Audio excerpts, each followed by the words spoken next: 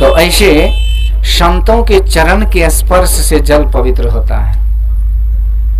तो यदि हम लोग संत के चरण में माथा रख दें, प्रणाम कर लें, पुष्प चढ़ा लें, उसकी वाणी को सुने, तम भीतर बाहर से शुद्ध हो जाते, इसमें कोई संदेह नहीं है।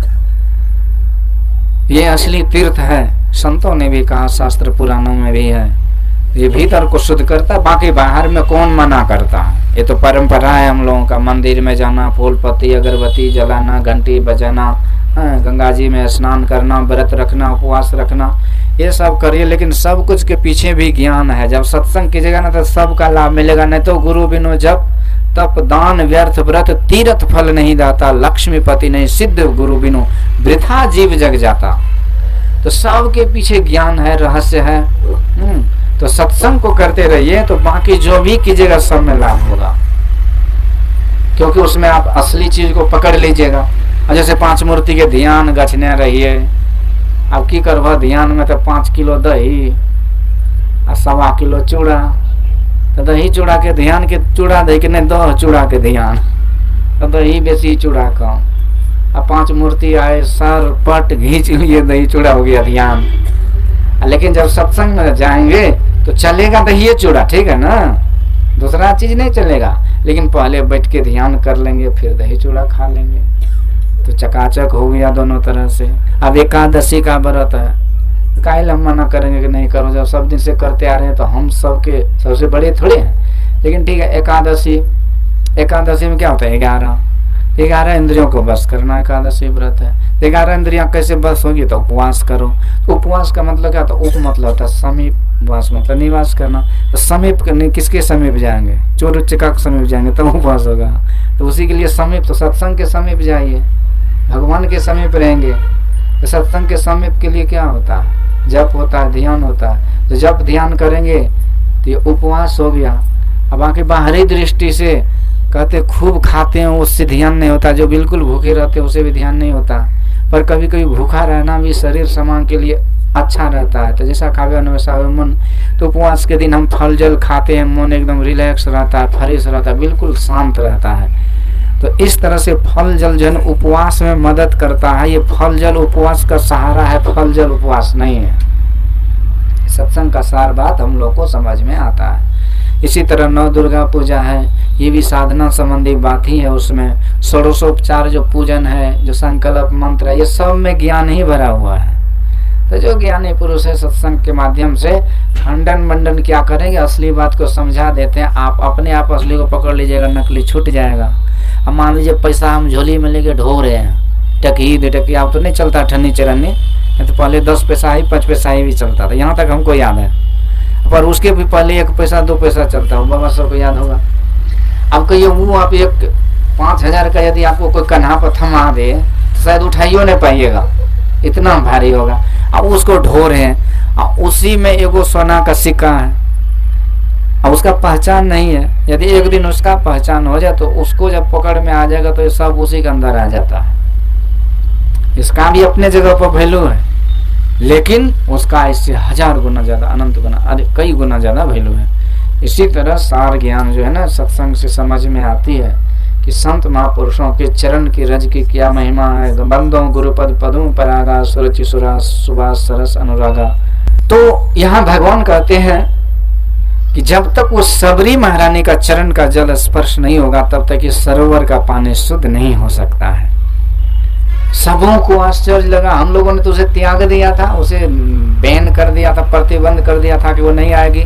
पर ये स्वयं भगवान ही बोल रहे, तब क्या करें। तो लाचारी में उसे बुलाया गया, सबरी माँ आई और यहाँ पर जैसे चरण जल का स्पर्श किया, जल पवित्र हो गए। तो गुरु महाराज की जय जयकार करें, श्री सदगुरु महाराज के संत चरण की बड़ी महिमा है।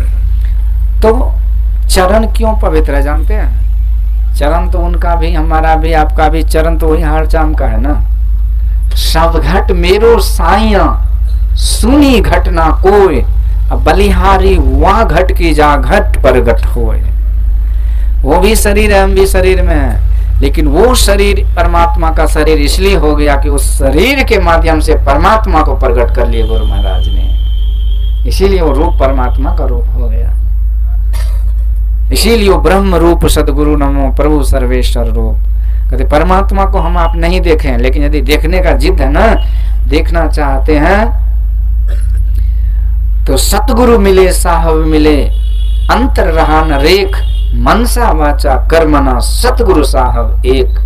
लखा जो चाहे अलख को इन्हीं में करी ले, सतपुरुष की आरसी साधन की ही दे। इसलिए गुरु महाराज के चरण रज की महिमा, चरण के पीछे आचरण, चित्र के पीछे चरित्र। ऐसा चरित्रवान शायद ही मिलेगा। अभी देखिए कुंभ मेला होने वाला है, 12 साल में एक बार होता है, प्रयागराज में, हरिद्वार में, उज्जैन में, नासिक में। मैं चारों जगह गया हूँ, ये होता है। अभी 12 साल में होने वाला है, जनवरी 13 से शुरू है। करोड़ों में योगी बाबा के राज में आएंगे लोग, हजारों में महात्मा मिलेंगे। लंबा लंबा जटा है, निंदा की बात नहीं, जो है वो हकीकत। अब वो बरगद का जो दूध होता है ना, उसमें जोड़ जोड़ करके जटा बनाया जाता है। कमंडलू है, कोई हाथ उठाए रखते हैं, पैर खड़े रहते हैं। अब कितने तो ऐसे बिना कपड़े का रहते हैं, लेकिन ये ठप्पा, ये बहुत ही मतलब कि सनातन धर्म पर कहिए ना कि सबसे काला दबा। अरे हम लोग कहते हैं कि भाई इज्जत को ढक के रखो, बिना कपड़े का कौन बाबा है क्या आप जाने। वो लोग कहने का मतलब ये है कि बहुत तरह के वेशभूषा वाले केवल महात्माओं को ही मिला है। बड़े बड़े कथाकार सब, जिनको लाने में 10-10 लाख खर्चा होता है, वो भी वहां आते हैं अपने अपने शिविर में। सारी व्यवस्था भी रहती है, खाने पीने की भी कोई कमी नहीं। करोड़ों आदमी आ जाए तो खाने का रहने का कोई कमी नहीं होता वहां। इतने महात्मा है, कोई गारंटी नहीं है कि उसमें सब चरित्रवान ही हो। जो चरित्रवान होते हैं ना, वो करोड़ों में एक होते हैं। तो ऐसे हमारे गुरु महाराज थे, इसीलिए गुरु महाराज की पूजा होती है। इतने आदमी को बुलाइए तो 100 बार जाइएगा तो ये नहीं आएगा, लेकिन गुरु महाराज के नाम पर लाखों आदमी जुट जाता है। कहीं सत्संग कर दीजिए, चूड़ा सत्तू लेकर के सत्संग ही पहुंच जाते हैं। मुंबई हो, दिल्ली हो, कलकत्ता, हमको तो लगता है अमेरिका में भी सत्संग रख देंगे ना, तो कोनो न कोनो जुगाड़ से वीजा पासपोर्ट लेके पहुंच जाएंगे वहां भी। तो गुरु महाराज का प्रभाव है। हम लोग कितने आदमी को समझाते समझाते माथा पच्ची करके एकदम रिटायर हो जाते हैं, दिमाग से हटा देते, लेकिन सत्संग ही नहीं बनता। परंतु जब गुरु महाराज की कृपा हो गई तो एक बार बोलते हैं वो दीक्षा ले लेता है, उसकी कृपा। तो इस तरह से एक बार भगवान की दरबार लगी थी, राम दरबार। भगवान मैया जानकी विराजमान है। तो पारिवारिक एवं कथाकार का रोचक प्रसंग है यह। भगवान और मैया जानकी आपस में वार्तालाप कर रहे हैं, जैसे परिवार में होता है। भगवान कहते हैं मेरे चरण की महिमा ज्यादा है, तो मैया जानकी कहती है मेरे चरण की महिमा ज्यादा है। मेरे भक्तों की संख्या ज्यादा है तो मेरे भक्तों की संख्या ज्यादा, मेरे चरण उपासक ज्यादा है तो मेरे हैं। अब मेरे में हम बड़े तो हम बड़े, तो बड़े कौन, तो फैसला कौन करे, तो हनुमान जी थे वहां खड़े। हनुमान जी से पूछा कि आप ही बतलाइए कि हम दोनों में ज्यादा पूजा किसकी होती है, चरण की। तो हनुमान जी को सोचने में देरी नहीं लगाए और कहते कि मेरे समझ से मैया जानकी की पूजा आपसे भी ज्यादा होती है। जानकी मैया खुशी से प्रसन्न हो गई। अब भगवान थोड़ा सा नाराज। भगवान कहते हैं अच्छा आज हमको पता चला कि तू बंदर है, तो बंदर का बंदर ही रह गया। खाते मेरा हो, गुणगान मेरे विपक्षी का करते हो। मैया जानकी खुश कि चलो मैंने एक वरदान दिया था हनुमान जी को, कौन सा, तो अष्ट सिद्धि नव निधि के दाता, अस्वर दिन जानकी माता, राम रसायन तुमरो पासा, सदा रहो रघुपति के दासा। तो ये वरदान जानकी मैया ने दिया था हनुमान जी को। तो सोचने लगी कि आज जो मैं वरदान दिया उसके बदले में हमारी बड़ाई करके हिसाब किताब बराबर कर रहे हैं। मैया जानकी प्रसन्न। अब हनुमान जी एक और बात बोले, कहते देखो माता जी तुमको भी ज्यादा खुश होने की जरूरत नहीं है। क्यों? क्योंकि तुम्हारे चरण की पूजा इसलिए होती है कि तुम्हारा आचरण श्रेष्ठ है और तुम भगवान के चरण की सेवा करती हो, इसीलिए तुम्हारे चरण की पूजा होती है। भगवान के चरण शरण में हमेशा रहती हो, सतगुरु चरण टहल नित करिए, चरण टहल करती रहती हो, इसीलिए तुम्हारे चरण की पूजा होती है। मोती अधिक राम मोते अधिक राम कर दासा, मोरे मन प्रभु अविश्वासा, राम ते अधिक राम कर दासा।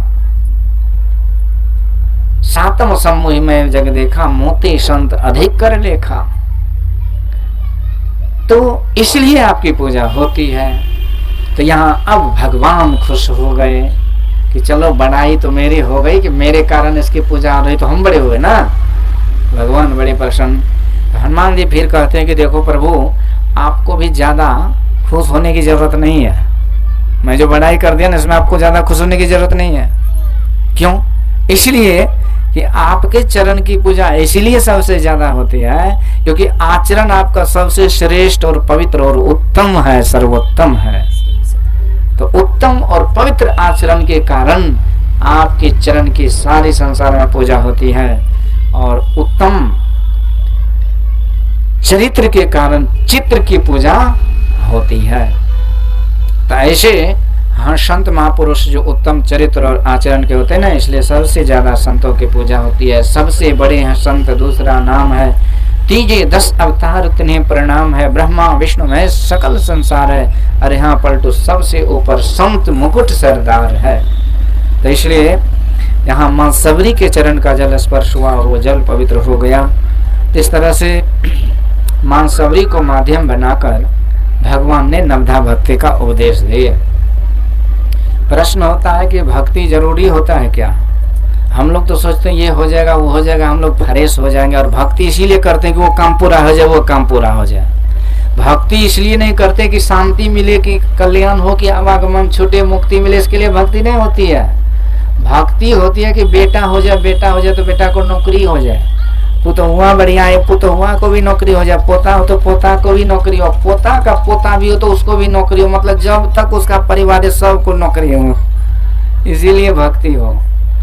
जो भी हम मांगे वो पूरा हो जाए, इसी के लिए हम भक्ति करते हैं। जबकि ये सब चीज ऑटोमेटिक है, भक्ति करने इसके लिए मांगना ही नहीं, ये सब अपने होते जाता है। ये बिना मांगे जैसे आदमी चलता है तो छाया को बुलाना पड़ता है क्या? छाया तो अपने साथ आता है। इस तरह से भक्ति का जो लक्ष्य और उद्देश्य होता है ना, ईश्वर प्राप्ति होता है। आवागमन सम दुख दूजा है नहीं जग में कोई, इसके निवारण के लिए प्रभु भक्ति करनी चाहिए। आवागमन से कौन छूटा हुआ? कहते हमारा जन्म तो हो गया, तो जन्म से तो हम छूटिए गए, अब मरण होगा तो देखा जाएगा, तो मरण होगा तो किसी तरह छूटिए जाएंगे, और छूटिए जाएगा। छुट्टी मरने के बाद नहीं छूटता है। जातस्य ही ध्रुवो मृत्यु ध्रुवम जन्म मृतस्य च, जो जन्म लिया है वो मरता है, और मरे हुए का जन्म भी निश्चित हो जाता है। जो जन्म लिया वो फिर मरेगा, मरा तो फिर जन्म लेगा, ये छूटने वाला नहीं है। पुनरपि जननम पुनरपि मरणम पुनरपि जननी जठरे शयनम, बार बार जन्म लेना मरण होना, ये एकदम चक्र के भांति चल रहा है। इसी चक्र में हम पिस रहे हैं, नाच रहे हैं। जैसे सरसी लोह की छिन पाने छिन आग, ऐसे सुख दुख जगत की सहजो तू तजी भाग। तो इस सब से छूटने के लिए ये भक्ति किया जाता है। दैहिक दैविक भौतिक ताप से छूटने के लिए भक्ति किया जाता है। इस तरह विकारों से मुक्त होने के लिए भक्ति किया जाता है। तो ये सब जो है ना मूल कारण है भक्ति का।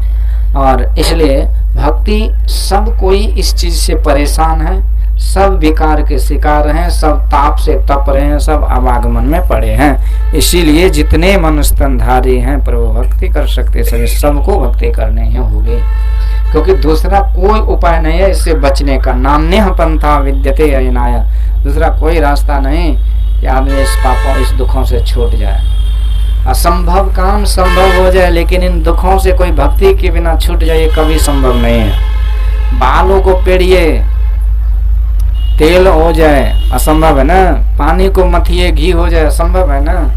लेकिन असंभव ठीक है मान लिया हो जाए, लेकिन बिना भक्ति के कोई आवागमन से छूट जाए, जन्म मरण से छूट जाए, परम शांति को प्राप्त कर ले, कभी किसी काल में संभव नहीं है। इसलिए भक्ति करना ही होगा, दूसरा कोई उपाय नहीं है। आदमी किसी को नौकरी मिल गया, ठीक है, इस जन्म में वो पूरे जीवन भर सरकार से नौकरी का पैसा लेंगे, बाद में पेंशन खाएंगे। और नौकरी जब शरीर छूट जाएगा तो अगले जन्म में क्या होगा? सरकार वहां भी पेंशन भेजेगा क्या? यहाँ का जो पैसा जमा किया वो लेके जाइएगा क्या? फिर अगले जन्म में कंडीशन यह कि मनुष्य शरीर मिले, सत्संग मिले, तो फिर अगला जन्म भी कुछ होगा। तो मनुष्य शरीर और सत्संग कब मिलेगा? जब सब कुछ करते हुए भक्ति कीजिएगा। केवल आदमी एक दिन के लिए खूब बढ़िया भोजन बना ले, बढ़िया व्यवस्था कर लिया, कल के बारे में कुछ न सोचे तो उसको क्या कहिएगा? उसको बोलिएगा कि दिमाग से पैदल है। क्योंकि अग्र सोची सदा सुखी, जो आगे सोच कर रहते हैं वो सुखी रहते हैं। इसीलिए भगवान आगे की तो बात बोलते हैं ना कि ज्यों परलोक यहाँ सुख चाहूं तो मम वचन हृदय दृढ़ गाऊं, सुलभ सुखद मार्ग गया भाई भगति मोरी पुराण श्रुति गाय। यदि इस जीवन में और आगे के जीवन में सुख चाहते हो तो सबसे सुलभ सुखद मार्ग है कि मेरी भक्ति करो, जिसको पुराण और वेदों ने गाया है। आगे और पीछे की बात सब दिन के लिए यदि सुख चाहते हो तो मेरी भक्ति करो, यही असली नौकरी है। खास करके ये जो है ना, ये पॉलिसी वाले, इंश्योरेंस कंपनी वाले, ये किसको पकड़ते जानते हैं? जिसको नौकरी सर्विस है उसको बेसी पकड़ेगा। सर ये पॉलिसी ले लो, वो पॉलिसी ले लो, इसमें ये होगा, उसमें वो होगा। एक आदमी बड़ा होशियार था, पॉलिसी समझे छो ना, जीवन बीमा निगम। एक आदमी के पास गया, वो सत्संगी था, बोला कि आप जो है ना 500 टका महीना जमा कीजिए, 5 करोड़ का पॉलिसी इंश्योरेंस होगा आपका, कोई घटना दुर्घटना होगा उसका भी रिकवरी होगा। ये सब ठग सब है।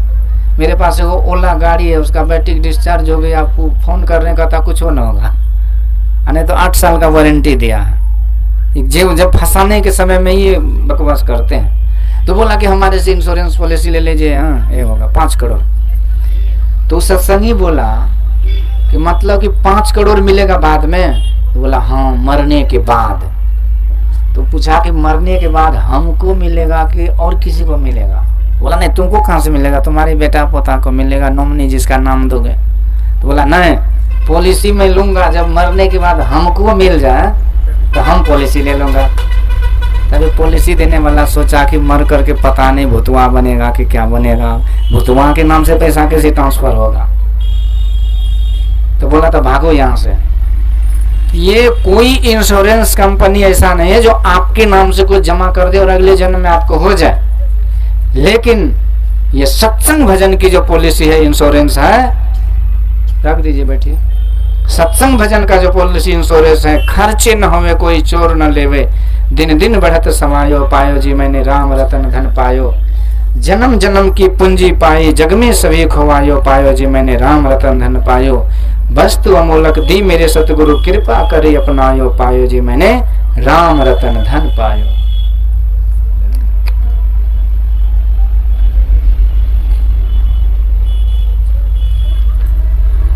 तो ऐसे ये भक्ति भजन जो है ना, ये असली सौदा है, असली बिजनेस है, असली व्यापार है। मेरे सतगुरु तेरी नौकरी सबसे बढ़िया है, सबसे खरी, मेरा तनख्वाह भी कुछ कम नहीं, कुछ मिले ना मिले गम नहीं, ऐसी होगी कहाँ दूसरी, सबसे बढ़िया है सबसे खरे। तो भक्ति सत्संग करके जो हम गुरु की नौकरी करते हैं, गुरु का सर्विस सेवा करते हैं, ये असली नौकरी है और इसका पेमेंट कभी नहीं रुकता है। लाखों करोड़ों जन्मों तक के पेमेंट मिलता रहता है। हमारा लोक परलोक जीवन सुख से आनंद से भर जाता है। इसीलिए सब कोई अपने अपने धर्म का निर्वाह करते हुए परम धर्म भी का भी निर्वाह करना चाहिए। धर्म क्या है? एक गृहस्थ का धर्म है कि गृहस्थ धर्म का पालन करते हुए भक्ति करे तो गृहस्थी धर्म का पालन करना धर्म है, भक्ति करना परम धर्म है। बिजनेस वाले यदि बिजनेस करे तो उसका धर्म है, बिजनेस करते हुए भक्ति करे तो परम धर्म है। कोई सर्विस करते तो सर्विस करना उसका धर्म है, और सर्विस करते हुए यदि भक्ति करे तो परम धर्म है वो।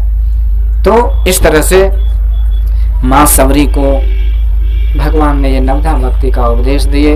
ये भक्ति सबों को करना ही पड़ता है, दूसरा कोई रास्ता नहीं है। जड़ भरत जी महाराज बहुत बड़े संत हुए थे। कल भी मैं थोड़ा प्रसंग सुनाया, पर आगे की बात सुना रहा हूँ। जड़ भरत जी महाराज राजा रहुगण को उपदेश देते उद्धार हुआ था, कल सुने तो याद है?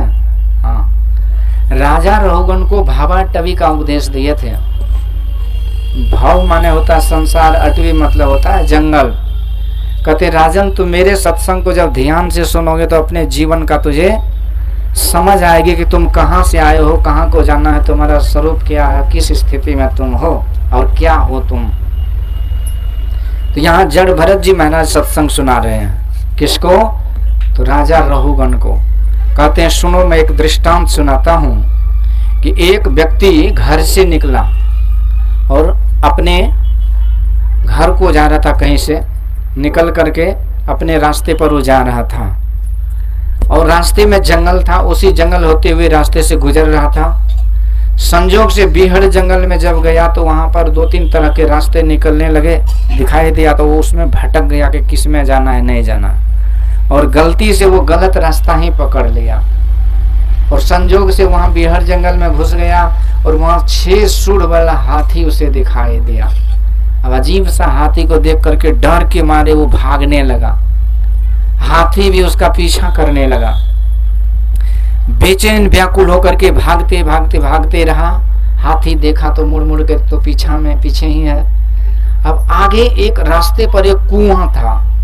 अब जंगल झाड़ से कारण ढक गया था वो अंधकूप। अब ये देख नहीं पाया क्या है नहीं है, और जाते जाते भाग जो रहा था उसी क्रम में वो कुआं में ही धड़फड़ा के गिर गया। गिर तो गया, सोचा अब गए काम से, लेकिन होता है लोग गिरते पड़ते हाथ पैर चलाता है। तो हाथ पैर जो चलाया तो कुआं के ऊपर जो लटका हुआ डाल था ना वृक्ष का, उसको पकड़ लिया तो अटक गया। पहले छटपटा रहा लेकिन हाथ को पकड़े हैं। कुछ देर तक वो लटका रहा। इसके बाद तब तक क्या हुआ, तो वो हाथी भी पीछे से आ गया और देखा कि लटका हुआ तो उसी डाल को सूंड पकड़ के हिला रहा था। और ये डर के मारे इसका दम सूख गया, कब क्या होगा। तो नीचे देखा कि गिरेंगे तब क्या होगा आगे। तो नीचे कुआं में देखा तो विषैला नाग फुफकार रहा है। बहुत तरह के हिंसक पुराने जीव जंतु कीड़े मकोड़े वहां तैर रहा है पानी में। नाग सोचा हे भगवान, जब गिरेंगे तो डंस लेगा, मार ही देगा, जाने से चले जाएंगे। सोचा अब ऊपर भी किसी तरह उतर के चले जाए, भाग जाए। जिस डाल को पकड़ा था तो वो डाल को 2 चूहा कुतर रहा था, काला और सफेद। सोचा आप लटक के भी कब तक रहेंगे, लटेंगे अटकेंगे भटकेंगे।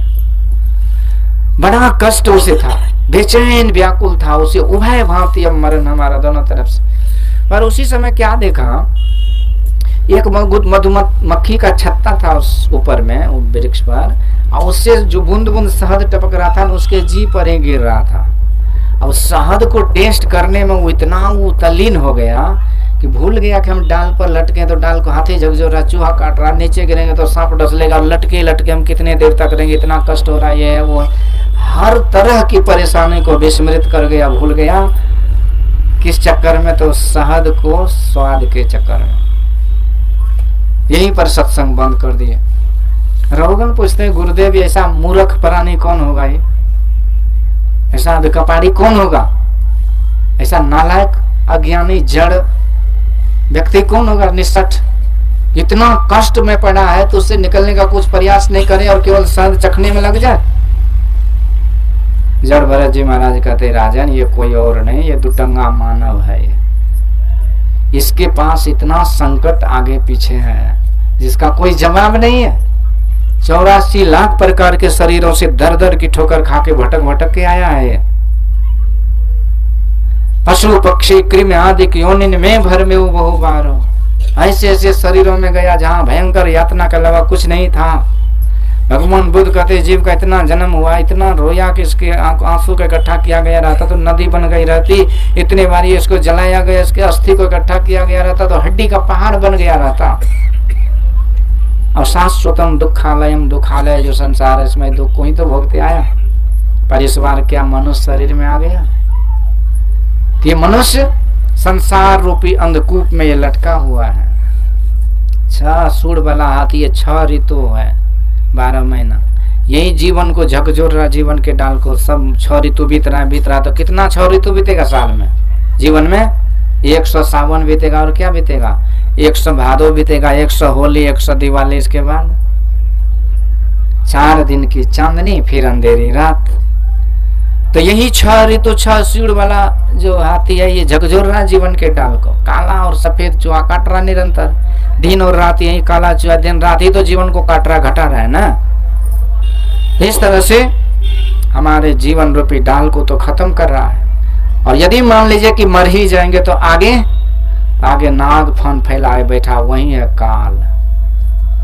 काल सामने पड़ा हुआ है, काल के मुख में ही तो हम जा रहे हैं ना। दिनों दिन हम कहाँ जा रहे हैं? बच्चा जब बड़ा होता है तो माँ बाप कहते हैं और बड़ा हो जा, और बड़ा हो जा, ब्याह करे, शादी करें, कन्या लो, कन्या घर बार, खूब जोड़ घटाव करते हैं। ठीक है, बच्चा से बड़ा हो गया, बड़ा से जवान हो गया, जवान से क्या होगा? बच्चा। बूढ़ा होगा, बूढ़ा के बाद क्या होगा? जवान। बूढ़ा के बाद श्मशान। तो अंतिम में कहाँ चले जा रहे हैं वो? हम कहते बड़ा हो रहे, लेकिन वो तो आयु घटती जा रही, तो श्मशाने की तरफ तो जा रहे ना, वो काल के मुख में तो जा रहे ना। कुछ तो चले चिता के ऊपर, कुछ कब्रों की ओर चले, रोते जग की अनित्यता पर सभी विश्व को छोड़ चले। रुका न पलवर मित्र पुत्र, माता से नाता तोड़ चले, कितनी लैला रोती रही, कितने मजनू मुख मोड़ चले। ते सब चिता और कब्र में जाने की तैयारी है। तो आगे जो जीवन में है वो काल ही बैठा पड़ा है। ये अंधकूप में कब तक लटके रहोगे? इससे निकलने का उपाय तो करना पड़ेगा ना। अच्छा बोलिए, आदमी किसी कोई कुआं में गिर जाए, अब कुआं में ही वो अरेंजमेंट करने लगे, बड़का इंजीनियर है, बड़का टेक्नीशियन है, वहीं पर बोल बत्ती पंखा एसी डीसी सब लगाने लगे, तो उसको मूर्ख नंबर 420 न बोलिएगा। वहां कौन सी व्यवस्था आपको सुख देगा? सबसे बड़ा दुख का कारण था कि कुआं में पड़े हैं 400 फीट नीचे अंधकूप में। तो जब सुखी होने का एक ही रास्ता है कि कुआं से निकलने का प्रयास करो। दूसरा कोई टेक्निक काम नहीं करेगा, कोई जुगाड़ पाती वहां काम ही नहीं करेगा। इसी तरह संत महापुरुष कहते, संसार रूपी अंधकूप में, संसार रूपी बिहड़ जंगल में, संसार के अथाह सागर में हम डूबे पड़े हैं। इसी संसार से निकलने के लिए सदगुरु मल्लाह बनकर आते हैं। सदगुरु की भक्ति रूपी नौका पर बैठिए और भक्ति नाव में ले चढ़ाई, पार करे भव खेव जी। गुरु महाराज संसार सागर से पार उस सर्वाधार से मिला देंगे। तो यही भक्ति करनी चाहिए। तो भक्ति कैसे? तो यही नवधा भक्ति का उपदेश दिया। नवधा भक्ति का सार भक्ति गुरु महाराज ने कहा कि सत्संग करो, हो सके तो मंत्र दीक्षा ले लो। कोई बड़ा काम, रिस्की काम नहीं, एकदम सरल है, सहज है, सुखद है, सरल सरल जग में परिचारी। और मंत्र जाप करते रहो, घर का भी लोक भी बनेगा, परलोक भी बनेगा। जब तक भक्ति पूरी नहीं होगी मनुष्य शरीर मिलता रहेगा, गुरु की कृपा से मंत्र दीक्षा मिलता रहेगा, भक्ति में उत्तरोत्तर प्रगति करते जाएंगे। एक न एक दिन भक्ति पूरी होगी तो उसी तरह जिस तरह मां सबरी परमात्मा के परम धाम को प्राप्त हो गई, उसी तरह से ये जीव का भी परम कल्याण हो जाता है। यही संसार से निकलने का और कल्याण का मार्ग है भक्ति, जिसे नवधा भक्ति कहा जाता है। बोलिए श्री सद्गुरु।